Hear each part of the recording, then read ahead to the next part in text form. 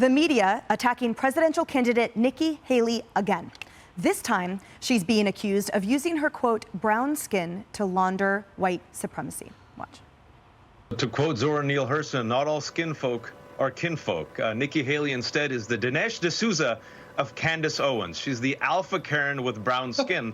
And for white supremacists and racists, she's the perfect Manchurian candidate. And instead of applauding her, I am just disgusted by people like Nikki Haley who know better. I see her and I feel sad, Mehdi, because she uses her brown skin as a weapon against poor black folks and poor brown folks, and she uses her brown skin to launder white supremacist talking points.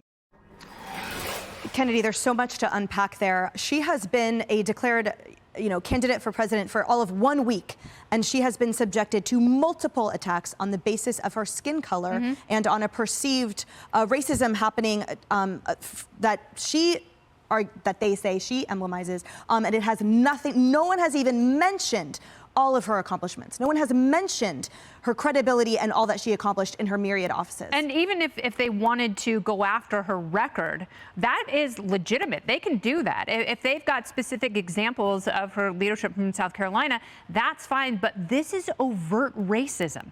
This is disgusting. And anytime someone brings up one of Kamala Harris's failures, and if they're talking about it in a purely political context, and they point to the numbers at the border and the surge in illegal immigrants who've come over since the Biden-Harris administration was sworn into office.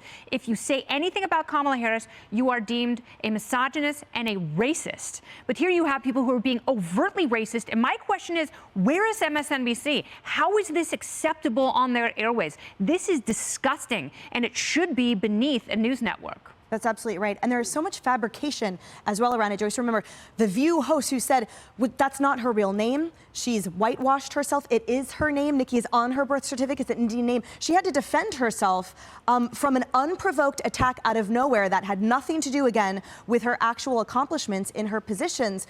And yet, to Kennedy's point, when the shoe is on the other foot, then certain elected officials, if they're a female, if they're of a certain color, then all of a sudden any credible, arguable criticism rooted in fact or credible opinion is somehow misogynistic or racist. Yeah, I don't know that there's a word anymore in the English language that is less effective compared to how it should be effective than the word racist. Like, I think the word racist is completely ineffective at this point. White supremacy is well on its way to being completely ineffective as a label you throw at someone at this point. The idea of labeling someone racist or white supremacist, I think the majority of people in this country hear that and they go, oh, that person's pretty mad, aren't they? They just really want me to hate that person, don't they? Let me look at the reasons why. Oh, wait, I like their policies. Maybe I'll vote for them. We've gone in 2.5 years from if you don't vote for me, you ain't black, to if you run against me, you ain't brown. And that's what we have now. And I think that if you're going to classify people in such petty ways, they're really going to move away from this push to cattle everyone up in some pen and say, hey, listen, we're all in this together because of the color of our skin or the nature of our religion or the union that our dads were a member of. All the things that the Democrats throw out there to try to get people under this presupposed big tent, those things aren't as divisive as Democrats want them to be, and Americans are starting to learn that shared experience at any level is better than no shared experience but being told you should have one because of the color of your skin. And on that point, it is exhausting. It is exhausting to be part of this perpetuated cycle that it seems to be only ramping up rather than actually dissipating. Well, of course, because we're heading to the presidential election. All they have is race. We saw that. It was set.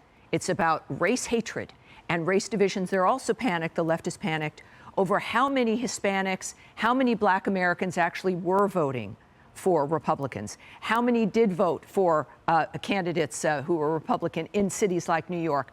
The school board recall in San Francisco. There is rebellion. But having come from the left, this is true for whether it's people of color, gays, or women. The left believes they own us. The left believes that you are to comply. And this is the ripping up of every civil rights movement, that we're going to be who we are, living lives that best suit us. And now we're told by the left, if you don't conform, we will condemn you. So it has become the movement of demanding conformity or destruction. And it used to be, you stand up, you sit in that bus where you want, you sit at that counter where you want, you go to a bar and enjoy a drink without being arrested because you be you. Now, if Nikki Haley is herself, she's going to be condemned as worthless, as not part of the family, as not worthy. And that is misogyny, it's racism, it's sexism, it's everything. But ultimately, it exposes the left for being the obscenity that it is now, which is the opposite of what the civil rights movements in this country were all about. And it's being sanctioned by these structured networks and media platforms and newspapers and periodicals that are supposed to be dedicated to only truth and light in darkness. To Kennedy's point, how is that being allowed to share that platform? These really radical and minority views in that way, there are plenty of free platforms out there for them to feel published. But for that to be sanctioned by these structured, baked into the foundation, how is that acceptable? Have you watched MSNBC lately? I try not to. Look, yeah. Oh, I used to work there, actually. My first job in New York was there. This is pure desperation on their part. They have done that because they've been sinking in the ratings, because they picked the wrong horse. They have done nothing but make mistake after mistake on their air, and they have so grabbed onto race. And it's the laziest criticism you can label against anybody. It is overplayed, Joe, to your point. Let's talk about merits. Let's talk about Nikki Haley's merits, her experience, what she has done. She was an incredible ambassador to the United Nations.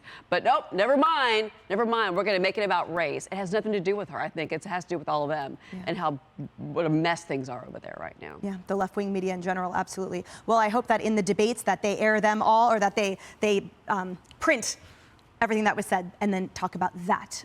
Hey everyone, I'm Emily Campagno. Catch me and my co-hosts Harris Faulkner and Kaylee McEnany on Outnumbered every weekday at 12 p.m. Eastern, or set your DVR. Also, don't forget to subscribe to the Fox News YouTube page for daily highlights.